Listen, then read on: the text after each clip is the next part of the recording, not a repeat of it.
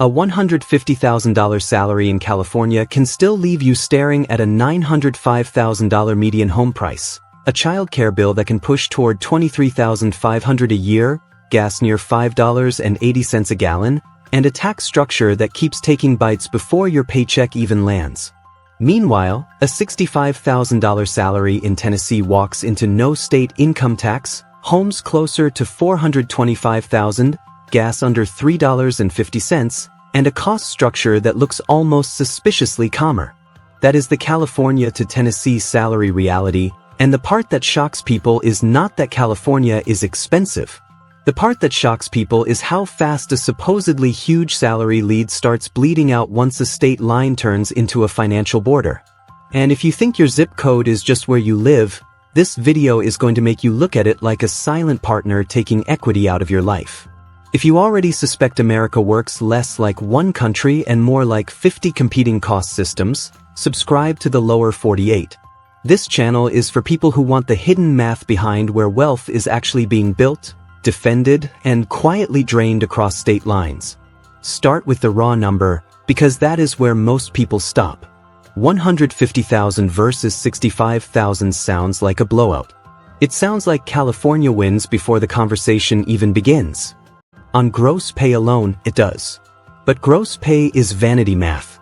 The state border starts working on you the moment that salary turns into take-home pay.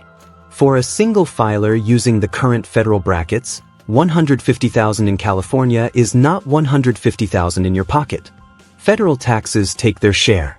Payroll taxes take theirs. California state income tax takes another piece. By the time you are done, that $150,000 can land closer to roughly $103,000 a year in actual spendable pay before benefits, retirement contributions, or health premiums. Call it around $8,600 a month. Now do the $65,000 Tennessee version. Federal taxes still hit. Payroll taxes still hit. Tennessee does not take state income tax from wages. That paycheck can land closer to about $53,000 a year, or roughly $4,400 a month. Suddenly the gap is not $85,000 anymore. It is closer to $50,000 net. Big difference. Still a lead. But the lead is already smaller than the headline. And this is where most relocation content gets lazy. It says Tennessee wins because taxes are lower, or California wins because income is higher. Both claims are too shallow. Because the real fight is not salary versus salary. It is usable life versus usable life. Housing breaks households. Time breaks households. Childcare breaks households. These are not rounding errors. These are life structure. So let us talk housing, because this is where California's lead starts taking serious damage. California's latest statewide median home price is roughly $905,000. Tennessee's recent statewide median is closer to $425,000. Even before you get to mortgage rates, that difference is brutal. At a normal down payment, the California buyer is trying to bring something like $181,000 to the table. The Tennessee buyer is trying to bring something like $85,000. That gap alone is a years of life problem. It changes how long you rent, how much cash you keep liquid, how late you buy, and how much market upside you miss while you wait. Then the monthly bill shows up. Even with California's effective property tax rate looking moderate relative to many states, the base value is so much higher that the actual bill still hits harder. Add principal, interest, taxes, and insurance, and a median California house can easily demand more than $5,600 a month. The comparable Tennessee house can land closer to $2,700 depending on rate, insurance, and local market. That is not a lifestyle difference.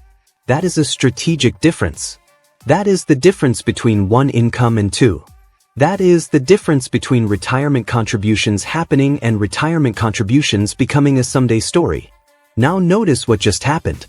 California's monthly take-home advantage over Tennessee looked like roughly $4,200. Housing alone can eat over 2/3 of that difference. The gross salary said blowout. The mortgage says slow down. And we still have not touched childcare. In California, center-based infant care can run near $23,500 a year. In Tennessee, recent statewide estimates are closer to $15,000. That means the California household can be paying roughly $8,500 more per child, per year. For a family thinking about a second child, that is the point where the spreadsheet stops being abstract and starts becoming reproductive policy by price tag. Stack the categories: housing gap, childcare gap, gas prices at $5.80 versus $3.40. Suddenly that remaining California advantage is under assault from every direction. And here is the first big myth we need to kill. No state income tax means you keep more money. Sometimes that is true. Sometimes it is completely false. Tennessee has no wage income tax, but it leans much harder on consumption, with a combined sales tax burden that runs higher than California's average. Tennessee is not free. It just charges you when you spend, not when you earn. California's opposite myth is also weak. California is too expensive for everyone. That is also false.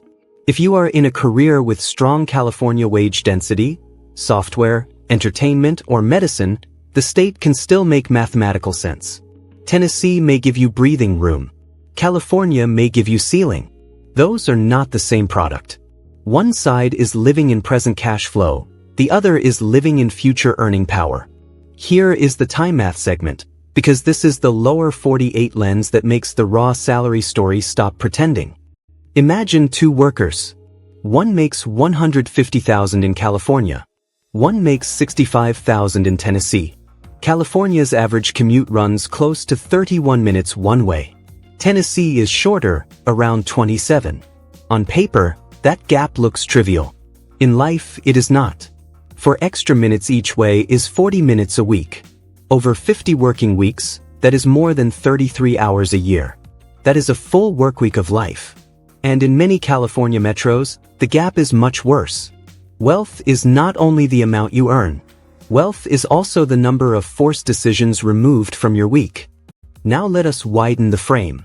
Recent IRS migration data shows California losing over 200,000 tax filers in a recent year while Tennessee gained more than 24,000. The state line is not just moving bodies.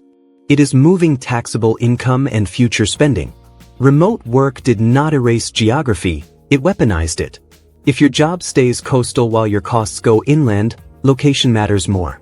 If remote work lets you escape a punishing market without giving up income, then state lines become one of the most powerful financial levers in modern American life. So the takeaway is simple. Before you chase the bigger salary or the lower tax bill, run the whole equation. Run take-home pay. Run housing. Run childcare. Run commute. Run the calendar.